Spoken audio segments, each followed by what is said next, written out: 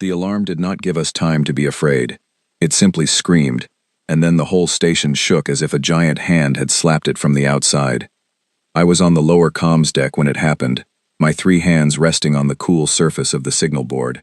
I am Sael, a signal keeper of the HFY, and my work had always been quiet. I listened to the soft hum of distant ships. I sent gentle messages between sleepy colonies.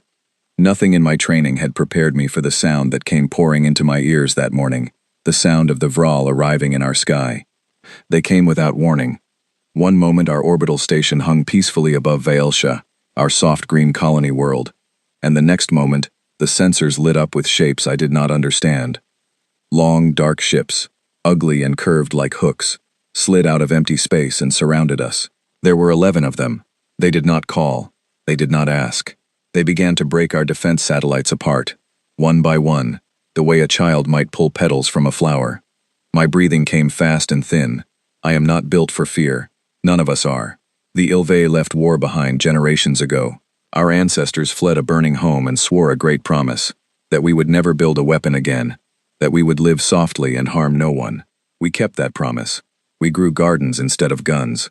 We taught our children that violence was a sickness, a disease that only the cruelest world still carried.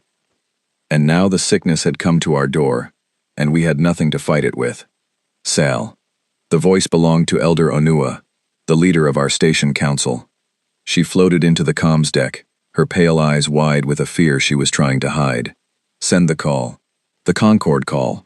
All channels. Now. My hands moved before my mind could catch up.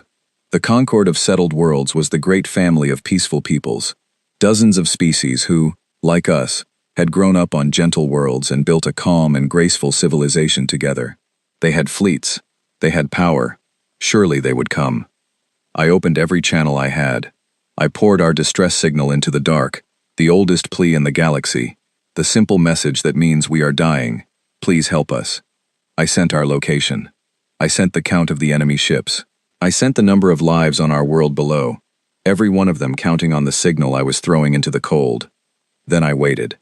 Around me, the station groaned. Another satellite died. The Vral ships were moving closer now, slow and patient, like something that knows its meal cannot run. Anything? Onua asked. Nothing yet, I said. My voice did not sound like my own. The first reply came after 12 long minutes. It was from the Concord Patrol Fleet stationed 2 systems away. My chest lifted with hope. I read the message aloud as it scrolled across my board. They regret to inform us, I said slowly, that the situation is, in their words, outside their operational scope. They advise us to evacuate. Onua stared at me. Evacuate to where? With what ships? I had no answer. I sent another plea. I marked it as urgent, the highest level, the kind of message that is only used when a whole people may end. The second reply came from the Veshti Compact, a wealthy garden world with the finest warships in the sector. They send their deepest sorrow, I read, and the words tasted like ash, but the distance is too great, and the risk to their crews too high. They wish us strength. One after another, the answers came, and each one was the same. The Scythii were too far. The Lorien Council was in session and could not act quickly. The beautiful worlds, as they called themselves, all had reasons, all had regrets, all wished us well, and all of them stayed exactly where they were. I understood then, with a cold and sinking feeling, what peace had cost us.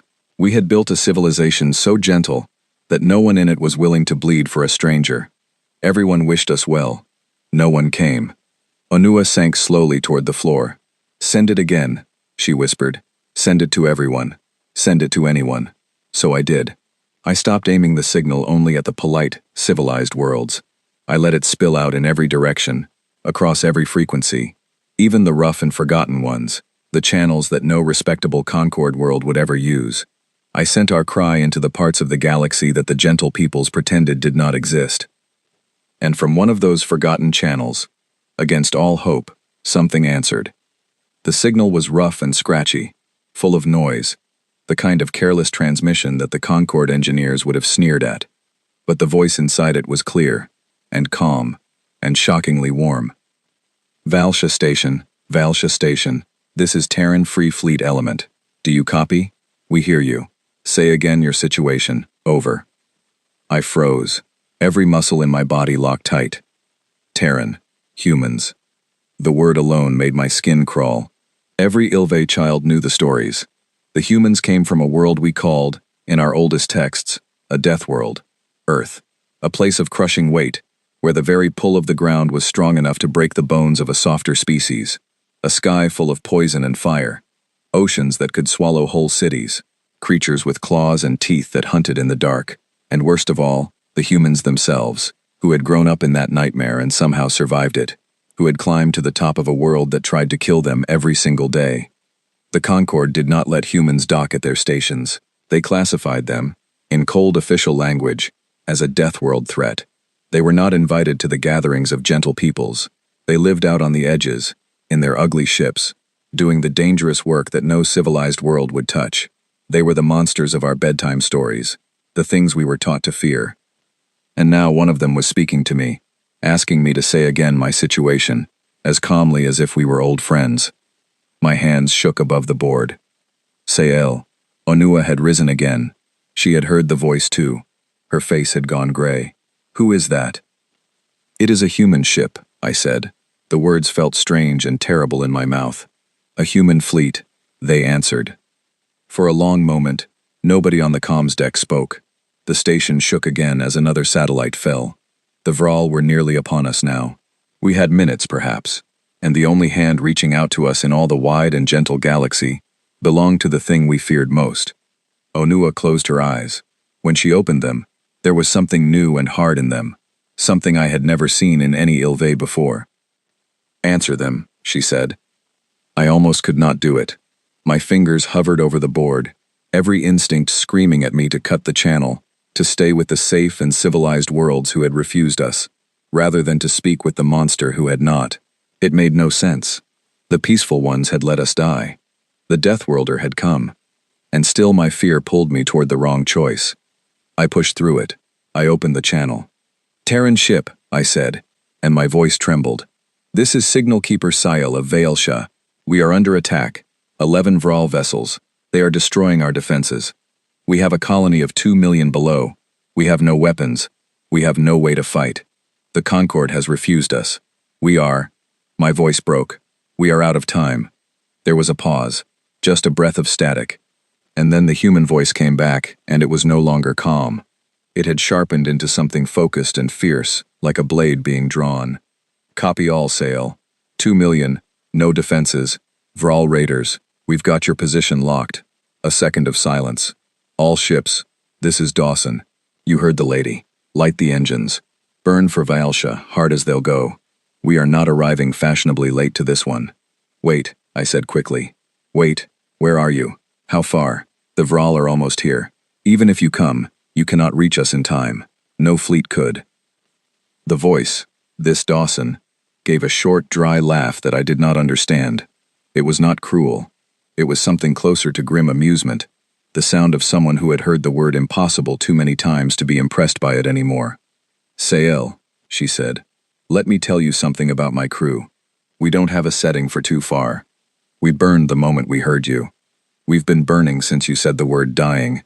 We are coming hot, and we are coming heavy, and I need you to do exactly one thing for me.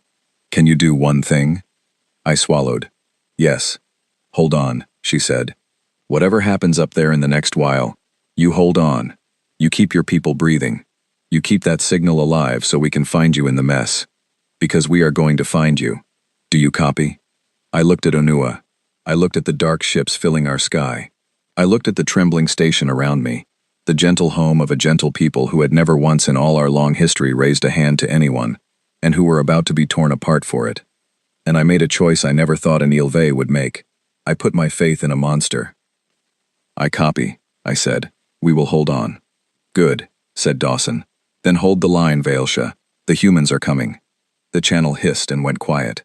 Outside, the Vral ships turned their dark hooks toward our station and began to move in for the harvest. I gripped the edge of my signal board with all 3 hands, and I held on.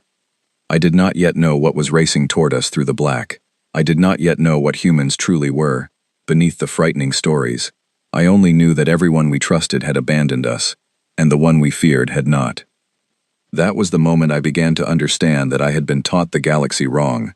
And in the days that followed, every single thing I thought I knew about strength and mercy and what it means to be a monster would be turned completely upside down.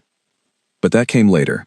In that first terrible hour, all I could do was keep the signal burning, watch the enemy close in, and pray to gods I no longer believed in, that the Deathworlders were as relentless as the stories said. As it turned out, they were so much more. The Vral lead ship fired a tractor beam at our station, a sickly green cord of light meant to drag us in like a fish on a line. The station screamed against it, metal bent. Somewhere below me, a section lost pressure and sealed itself, and I tried not to think about who might have been inside it.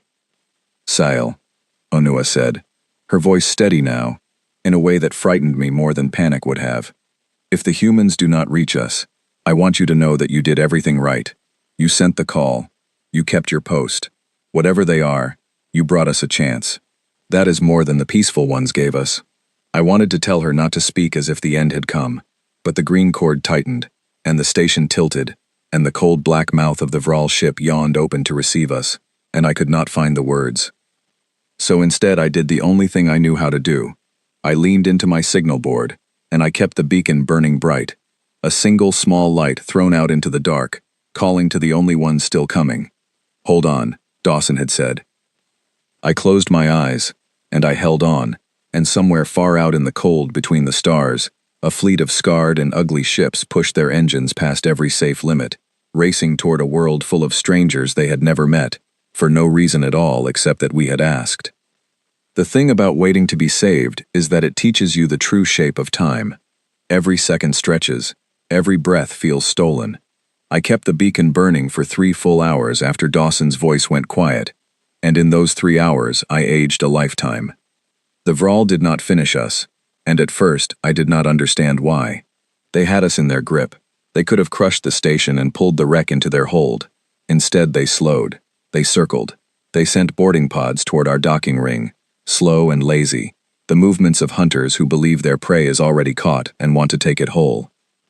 That slowness, I would later learn, was their great mistake. The Vral did not hurry because they had never in their long career of raiding needed to. No one ever came for the worlds they harvested. No one ever made them pay. They moved like creatures who had forgotten that the universe could push back. They had never met a human. "Sael." Onua's voice was tight. "The docking ring. The boarding pods are almost on us. Seal the inner doors." I sealed them. I rerouted power.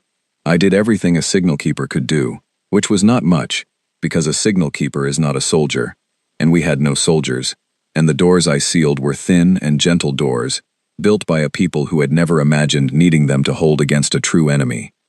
And then, just as the first Vral pod kissed our docking ring, the dark space behind the enemy ships tore open, and the humans arrived. I will never forget how they came.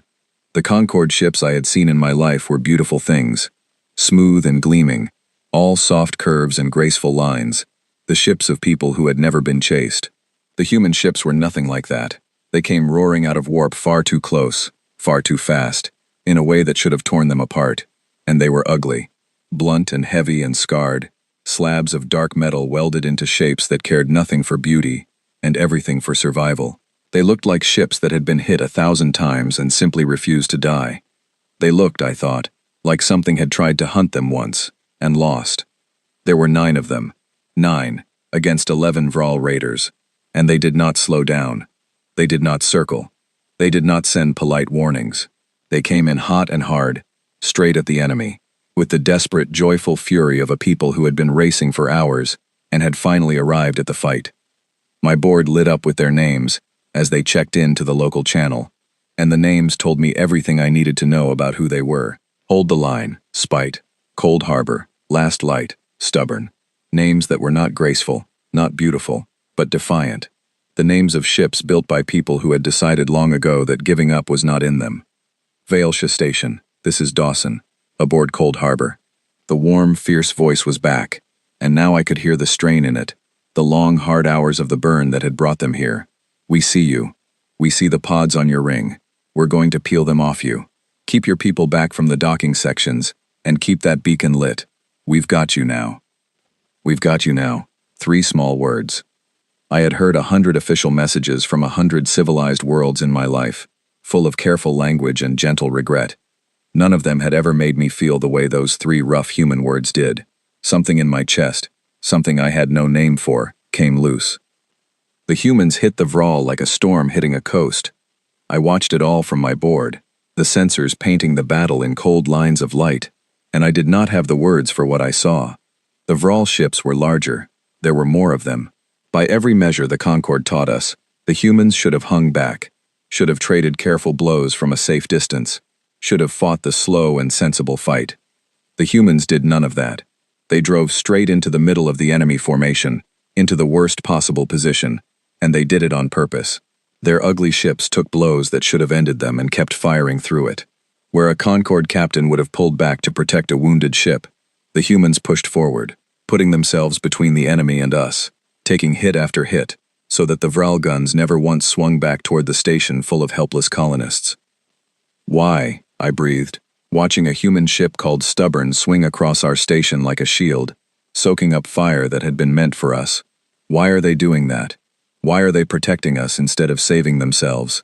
Onua had no answer. She only stared, her gentle eyes full of something between terror and awe. A new voice cut into the channel, younger than Dawson's, sharp and quick. "Cold Harbor, this is Holly on Spite. I've got 2 raiders peeling toward the colony surface. Looks like they're going for the population centers. I'm on them." "Go," Dawson said. "Don't let them touch the ground. Owen, support her." "Copy, Captain," said a deep, steady voice. "On Holly's wing." I did not know these people. I had never seen their faces, but I learned their names that hour, the way you learn the names of those who carry you out of a fire, and I have never forgotten them. Holly, quick and fearless. Owen, steady as stone. Dawson, who held them all together with her calm and her fury. And the others, dozens of others, ordinary humans in scarred ships, all of them flinging themselves into a fight that was not theirs, for a people they did not know. The 2 raiders Holly chased had broken away to dive at our colony below, and I understood with horror what they meant to do. Vailsha was undefended. Our cities had no shields against orbital attack. We had never built any. We had never needed to imagine it. Holly's ship, Spite, fell on the raiders like something out of an old nightmare. She got between them and the planet. She took the attacks that had been aimed at our cities onto her own hull instead, and her ship lit up under the strain, and her voice came through gritted and tight. "I've got their attention," she said. "They're off the colony. They're coming for me now. Owen, where are you?" "Right here," said the deep voice, and a second human ship dropped into place beside hers, and together they turned to face the raiders that had meant to harm my world. I had been taught my whole life that humans were monsters, Deathworlders, creatures of violence from a world of violence, dangerous and cruel and best avoided. The Concord said it. Our own teachers said it. I had believed it without ever once asking whether it was true. And here was the truth, painted in light across my signal board. The monsters had come when no one else would. The monsters were standing between my people and harm. The monsters were taking the blows so that 2 million strangers could keep breathing.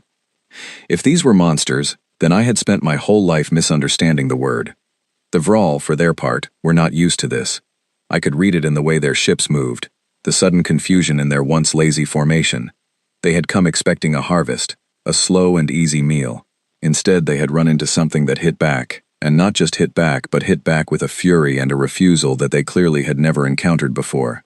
Their lead ship sent a transmission across the open channel, a cold and grinding demand, the kind of message used to break the spirit of trapped prey. "Unknown vessels," it said, in the flat translated voice of the Vral. "You have entered a claimed harvest. Withdraw, or be added to it. This world belongs to us now. Surrender what you cannot keep." There was a silence on the human channel, and then, one by one, the human ships began to laugh. I had never heard the sound before. I did not have it in my own language. It rolled across the channel, warm and wild and utterly unafraid, the laughter of people who had been told to surrender by something that did not understand them at all. It was not cruel laughter. It was something stranger.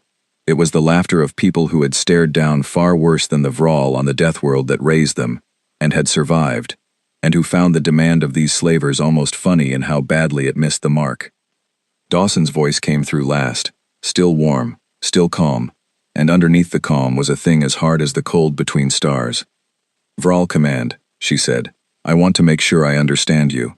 You're telling us to surrender a world that's already under our protection. You're telling 2 million people they belong to you, and you're saying this to a human fleet." A pause. "I'm going to give you one piece of advice, and it's the only one you'll get from me. Run. Run now, and run fast. And maybe you live to tell your friends what happens when you point your ships at people we've decided to keep safe. Because we're not leaving. We don't leave. And every second you stay here, you're learning why the rest of the galaxy is afraid of us." The Vral did not run. They did not understand the warning. How could they? They came from a place where the strong took from the weak, and no one ever came to even the scales. They had never met a people who would cross the whole galaxy to stand between a stranger and harm, for no profit, for no reason, simply because the stranger had asked. They would learn. In the hours that followed, they would learn it completely.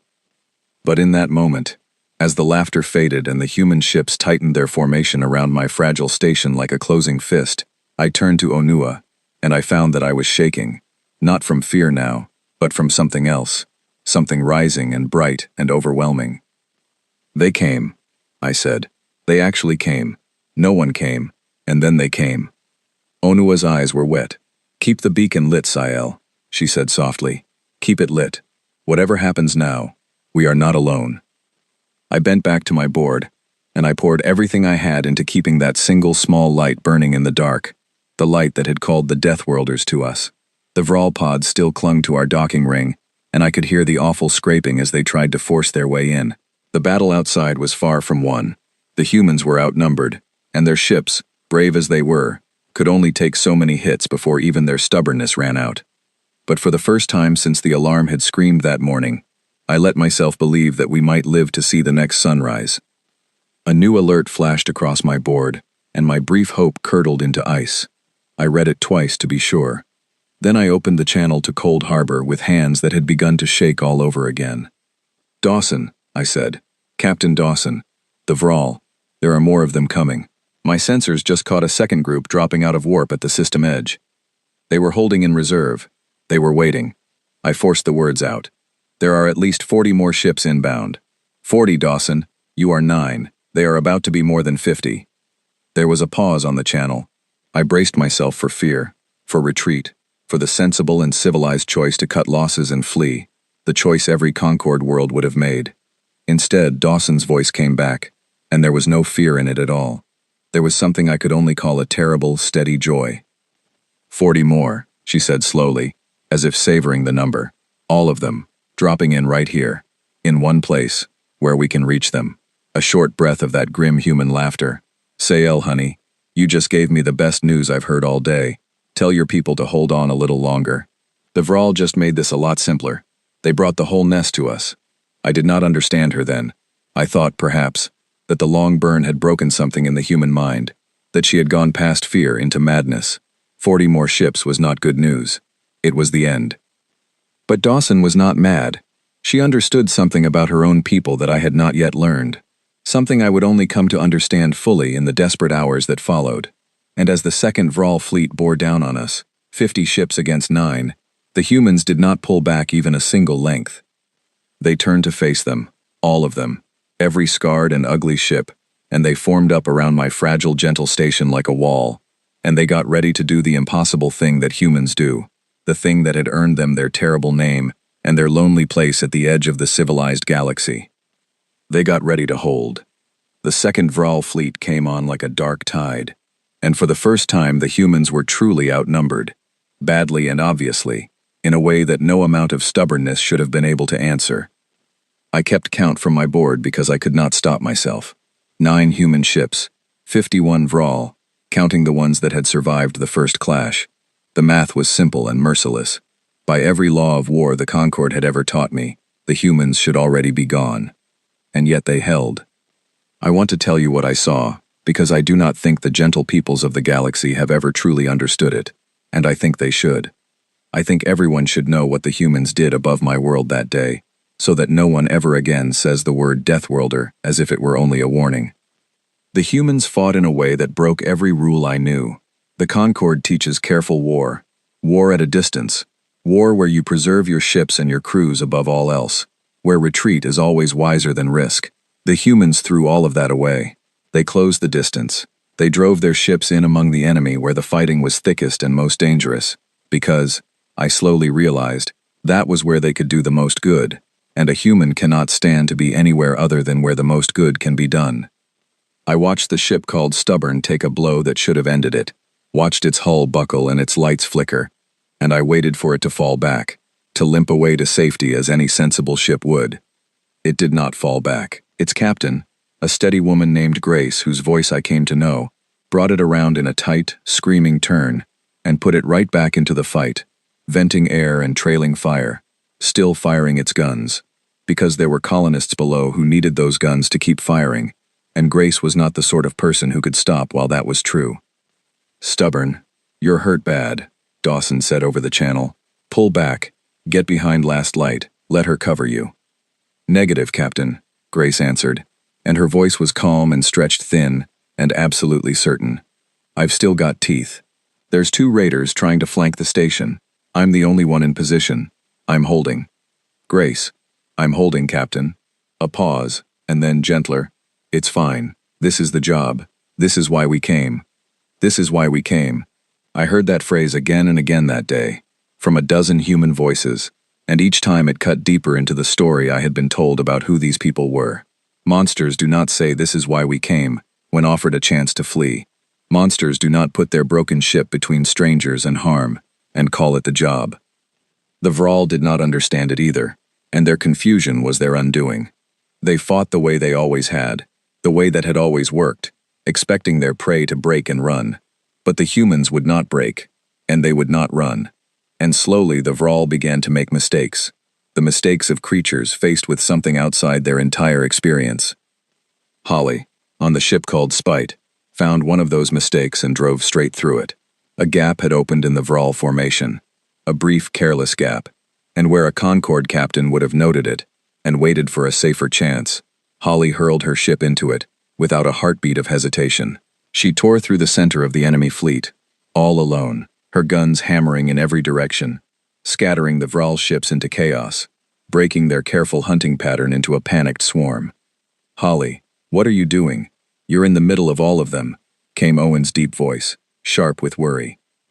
"Yeah," Holly said, and I could hear the fierce grin in her voice. "And now they're all looking at me instead of the station. Come get them off my back, you slowpoke." And Owen did.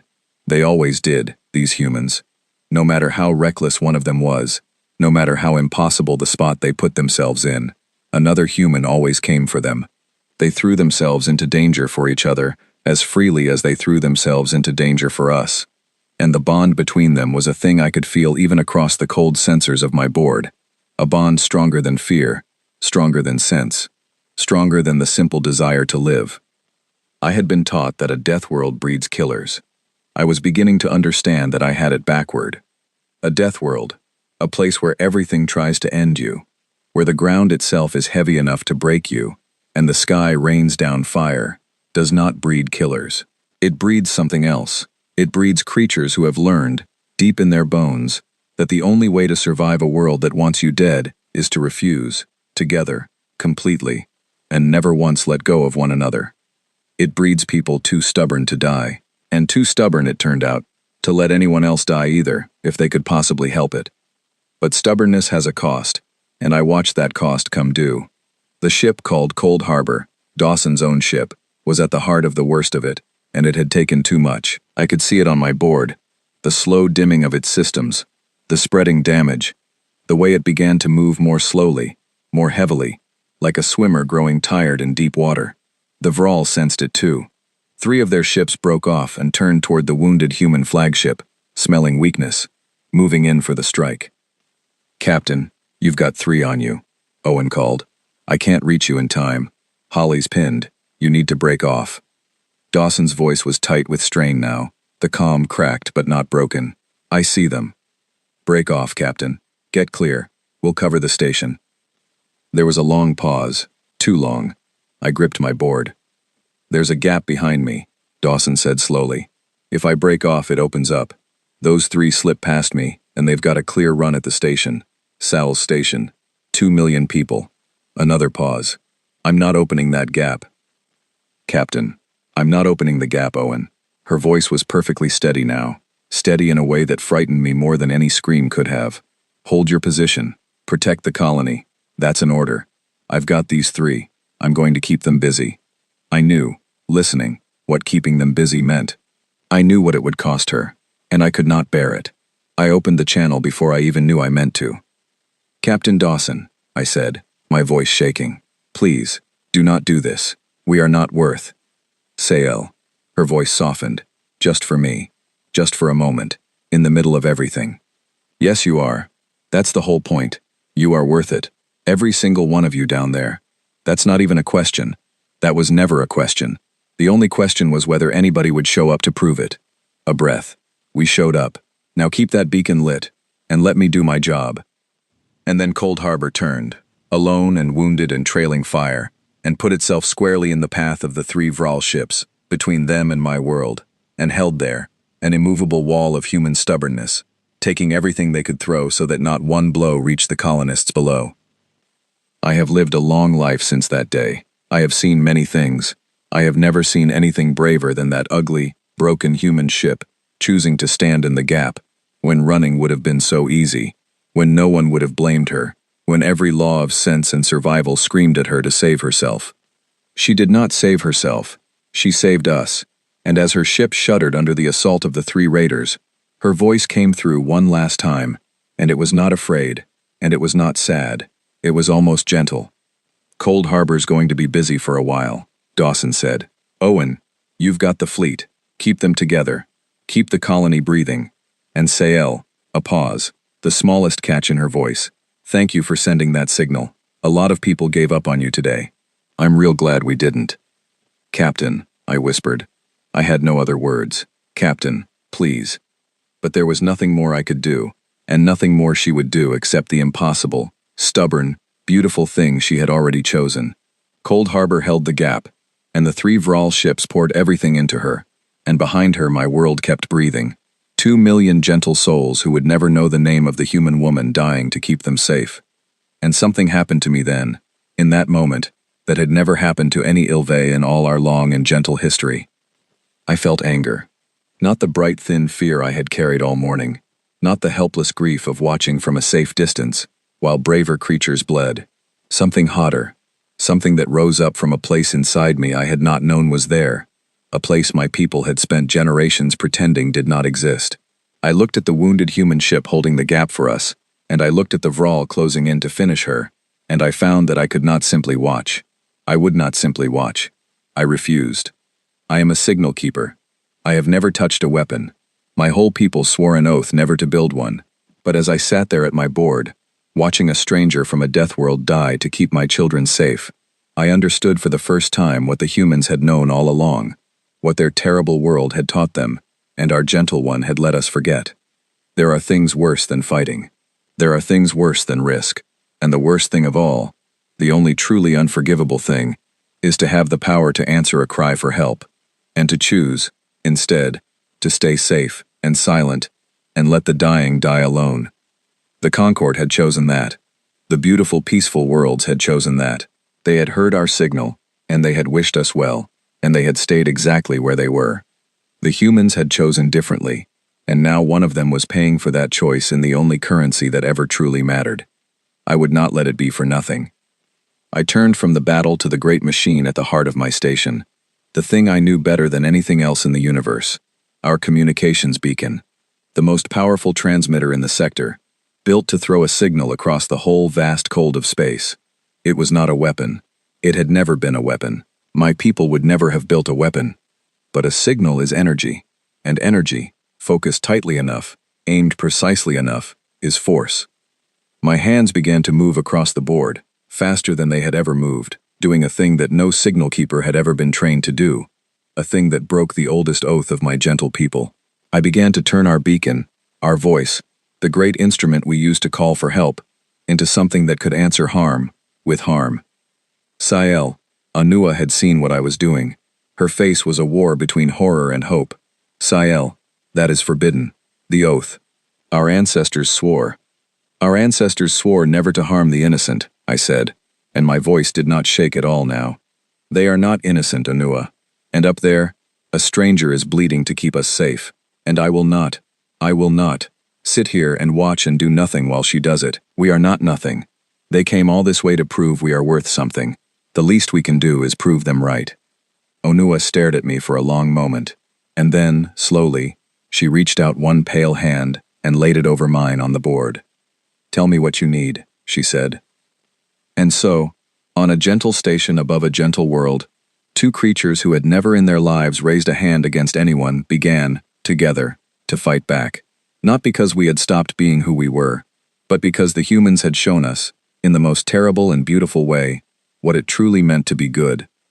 I aimed our beacon at the lead Vral ship attacking Cold Harbor, and I poured every ounce of power our station had into a single, tight, screaming beam of focused energy, and I sent our voice into the enemy, not as a plea this time, but as an answer. The beam from our beacon struck the lead Vral ship and staggered it, and across the open channel I heard 9 human crews fall silent in surprise, and then I heard Dawson laugh, weak and delighted, from inside her dying ship. Was that the station? She said. Sael, did you just shoot something? I thought you said you didn't have any weapons. We did not, I said, my hands flying across the board, already aiming the beacon again. We built one, just now. Out of our voice, I fired again, and the Vral ship that had been about to finish Cold Harbor reeled away, its systems scrambled by the raw flood of focused energy. You held the gap for us, Captain. Now we hold it for you. Break off. Get clear. We will keep them off you. For a moment there was no answer, and I feared the worst.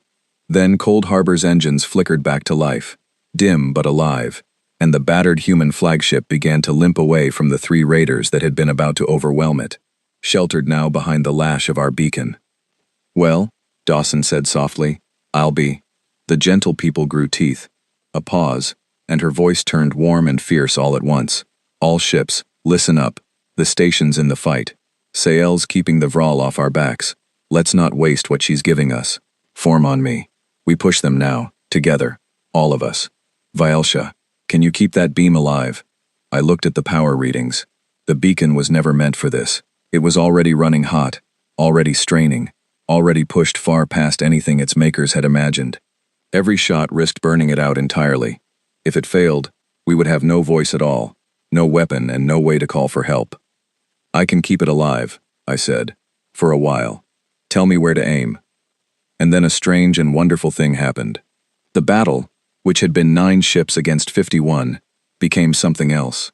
It became 9 human ships and 1 gentle station, fighting as a single thing, the humans calling targets, and the station answering, my beacon clearing the way, and the human ships pouring through the gaps I opened.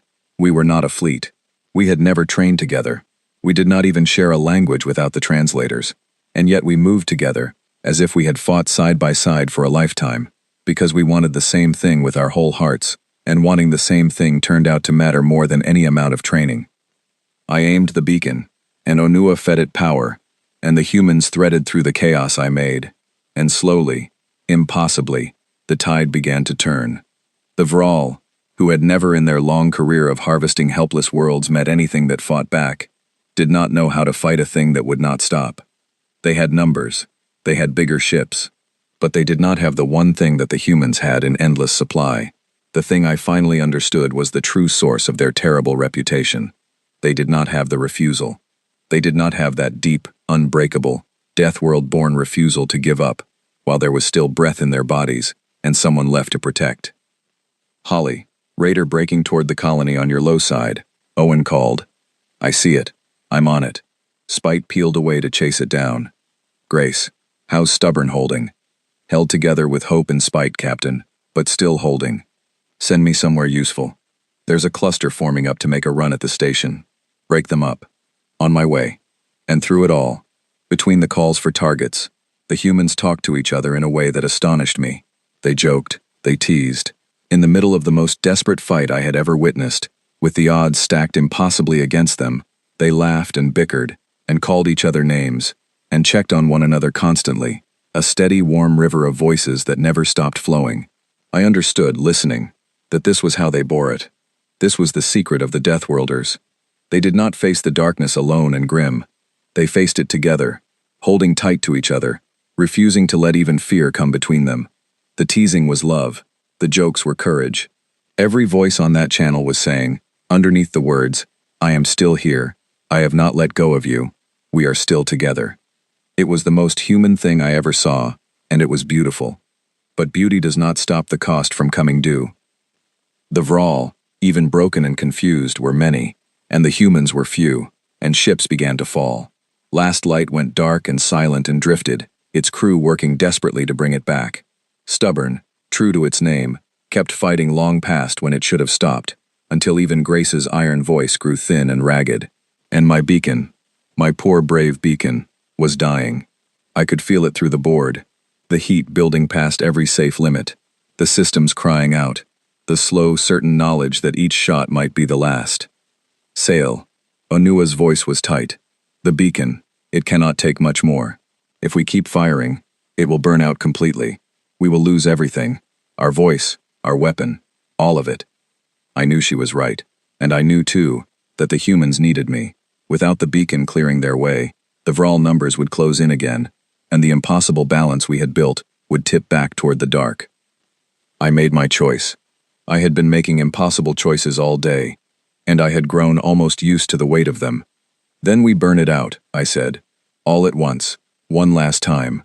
Onua, I want you to give me everything. Every drop of power this station has. I am going to put it all into a single shot, the biggest the beacon can make. And I am going to give the humans the opening they need to finish this. Onua looked at me, and I saw in her gentle face that she understood exactly what I meant, and that she was afraid, and that she was going to do it anyway. It will leave us defenseless, she said quietly. If it is not enough, we will have nothing left. Then I will make it enough, I said. I opened the channel to the human fleet. Captain Dawson, listen, I have one shot left in this beacon. One. After it fires, the station's voice is gone, and so is our weapon. I need it to count. Tell me where the Vral are weakest. Tell me where one strike does the most. Give me the spot, and I will open a door, and I need you to drive your whole fleet through it, and end this, because I will not be able to do it twice. There was a brief silence. I could almost feel Dawson thinking, weighing, calculating, the way these humans did, fast and sharp under terrible pressure. Their command ship, she said. The big one, center of the formation. It's holding them together. They're slavers, Sail. They only fight as long as someone's making them. You knock out that command ship, the rest lose their nerve and scatter. But it's shielded heavy, and it's deep in the middle of all of them. We can't punch through to it from here, not without losing half the fleet trying. You will not have to punch through, I said. I will. Mark it for me. The targeting data flowed across my board, the great dark command ship glowing at the heart of the enemy swarm. I locked the beacon onto it. I felt Onua begin to pour the station's power into the machine, all of it, the lights dimming around us, every system going dark to feed the one last shot. Everyone, Dawson said over the channel, her voice ringing out clear and strong to all 9 human crews. The station's going to open a hole right in the center, right at the command ship. When it does, we go. All of us, everything we've got, straight up the middle. This is the one. This is what we came for. Hold the line one more time, and then we finish it. Are you with me? And 9 human crews answered her, one after another, their voices fierce and tired and unbroken. With you, Captain. All the way. Light it up, Sail. I waited. The power built and built, the beacon screaming under the strain, the readings climbing past every red line into territory no machine of my people had ever been pushed. Onua's hands shook on the controls. The whole station trembled around us, and I watched the Vral formation, waiting for the moment, the single perfect moment when their command ship sat most exposed. It came. Now, I breathed, and I fired. The beacon released everything at once, all the power of the station, all the gathered fury of a gentle people who had finally found something worth fighting for, in a single blinding spear of light that crossed the dark and struck the Vral command ship square in its shielded heart. The shields held for half a heartbeat, then they shattered, and the great dark command ship came apart, its systems failing all at once, the brain of the enemy fleet going suddenly and completely silent, and the beacon died with it. Every light on my board went black. The hum I had listened to my whole life, the soft, constant voice of my station, fell quiet for the first time in my memory. We had spent everything. We had no voice left, no weapon, no way to call for help. We were as defenseless as we had been when the alarm first screamed that morning. But it did not matter, because in the same instant, the humans went up the middle. I could not see it on my dead board. I could only hear it. Through the one battery-powered channel I had left, the human voices rising into a single fierce roar, as 9 scarred ships drove together through the hole I had torn in the enemy's heart, straight into the leaderless, panicking Vral fleet. And just as Dawson had promised, without their command ship holding them together, the Vral broke. They were slavers, raiders, hunters of the helpless, and they had never had courage of their own. They had only had numbers and fear. Take away the thing that drove them. Throw them into chaos. Show them a foe that would not stop coming, and they did the only thing such creatures ever truly know how to do. They ran. The Vral fleet scattered into the dark, fleeing in every direction, abandoning the harvest, abandoning each other, abandoning the world they had come to take. The humans let them go. They did not chase. They had never wanted to fight the Vral. They had only wanted to stand between the Vral and us, and now that the danger was running away, there was no more standing to be done. The silence that followed was the loudest thing I have ever heard. I sat at my dead board in the dim and powerless comms deck, Onua beside me, both of us trembling, neither of us quite able to believe it. Outside, in the sudden quiet, 9 battered human ships drifted above my unharmed world, scarred and burning and victorious, having done the thing the entire civilized galaxy had said could not and should not be done. And then Dawson's voice came through my one small channel, exhausted and warm and full of a quiet wonder. "Valsha," she said. "Sael, you still with me down there?" "I am here," I said. My voice broke on the words. "We are here. We are all here. You did it. They are running. They are gone." "We did it," Dawson corrected gently. "All of us. That last shot, Sael, that was something else. Where did gentle people learn to aim like that?" I looked at the dead beacon, the great voice of my people that I had turned, just this once, into a thing that could protect instead of only plead. I looked at Onua, at the tears on her gentle face, at the impossible, beautiful, terrible day we had all somehow survived. "We learned it from you," I said. "Today, we learned it from you." The Concorde arrived 11 days later, and by then everything that mattered had already been decided. They came in their beautiful gleaming ships, dozens of them, far more than would have been needed to drive off the Vral, all of them arriving now that the danger was safely past. They came with speeches and ceremonies, and carefully worded statements of relief. They came with medals they wished to give and proclamations they wished to read. They came, in short, to be seen helping, now that helping cost them nothing.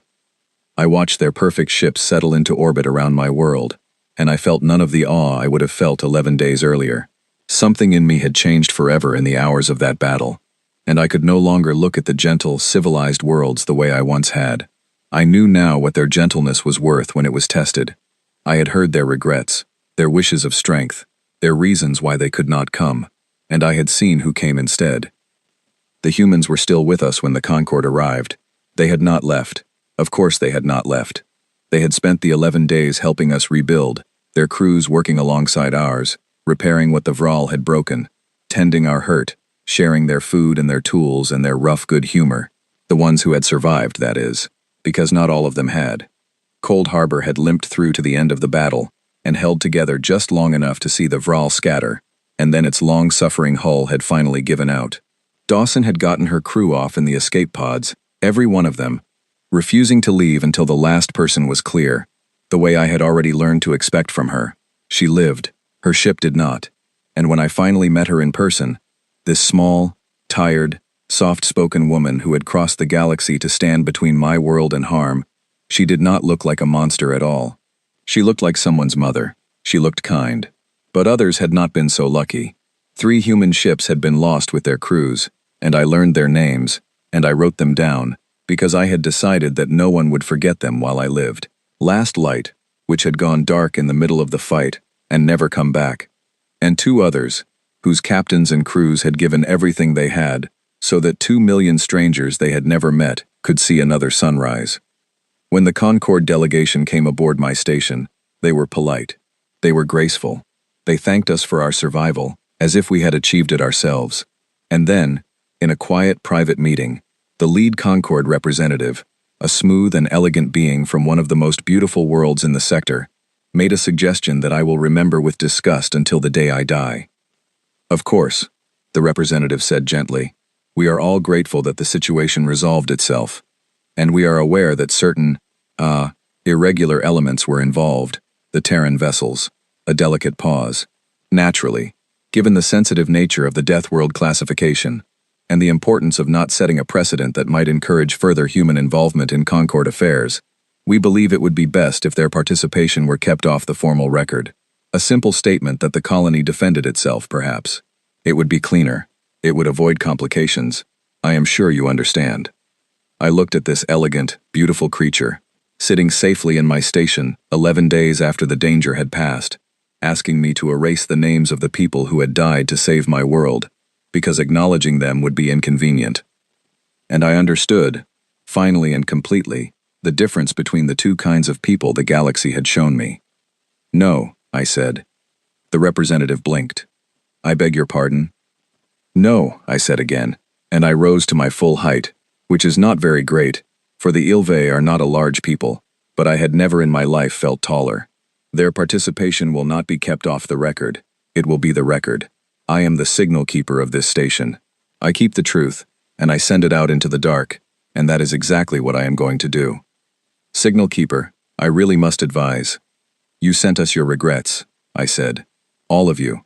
I have them saved. Every message. The Veshti who were too far, the Scythia who were too busy. Your own council, who found our situation outside their operational scope. I have them all. And I have the only message that mattered. The one from a rough little channel on the edge of the galaxy. The one that said, we hear you. We are already burning. Hold on. My voice did not shake. You want me to erase the ones who came, to protect the comfort of the ones who did not. I will not do it. I would sooner erase myself. The representative left my station without another word, and the Concorde delegation departed soon after, their beautiful ships gleaming as they slipped away, taking their medals and their speeches with them. I did not watch them go. I had work to do. I went back to my board, to the beacon we had repaired in those 11 days, the great voice of my people, and I composed the truest message I had ever sent. I told the whole story, every part of it, holding nothing back. I named the worlds that had refused us. I named the humans who had answered. I read into the permanent galactic record the names of every human crew that had fought above Vaelsha, the living and the lost alike, and I read the names of the 3 ships that would never go home. And I told the galaxy exactly what those people had done, and exactly why, and exactly what it had cost them. And then I sent it out, on every channel, to every world, with the full power of our beacon, so that it could never be hidden or erased or quietly forgotten. I made it the loudest thing my station had ever said. The humans helped us finish our repairs, and then it was time for them to go, back out to the edges of the galaxy, to the lonely, dangerous spaces where they lived and worked, unwelcome in the gentle worlds, doing the jobs no one else would do. Before she left, Dawson came to find me one last time. We stood together on the observation deck, looking down at Vaelsha, my soft green world turning peacefully below us, 2 million souls going about their lives, never knowing how close they had come to losing everything, never knowing the names of the strangers who had saved them. You did a brave thing, I told her. All of you. I do not have the words for it in my language. I am not sure my language has the words, because my people gave up on needing them a long time ago. We thought we were better for it. We thought peace meant we no longer needed words for courage. I looked at her. We were wrong. You taught me that. Dawson was quiet for a while. Then she said, "Can I tell you something, Sael? About why we came? Please. It's not because we're brave. People always think that, the few times anybody bothers to ask. They think we're some kind of fearless warrior people from a warrior planet, and that's why we run toward the trouble everybody else runs away from." She shook her head slowly. "It's not that. We're scared the whole time. Every one of us. I was terrified up there. Grace was terrified. Holly hides it better than most, but she feels it too. We're not fearless. We just learned something, a long time ago. back on the world that made us. What did you learn? She looked down at my peaceful world, and her tired eyes were very far away. We come from a place that tried to kill us every single day, she said. Heavy ground, hard weather, things in the dark with teeth. For most of our history, the only thing standing between any one of us and the end was the others. Your family, your tribe, the people who heard you when you called out, and came, even when it was dangerous, even when it was stupid, even when it cost them. That's the only reason we survived a world that wanted us gone. Not strength, not courage, just that. We don't leave the screaming unanswered. We can't. It's the deepest thing in us.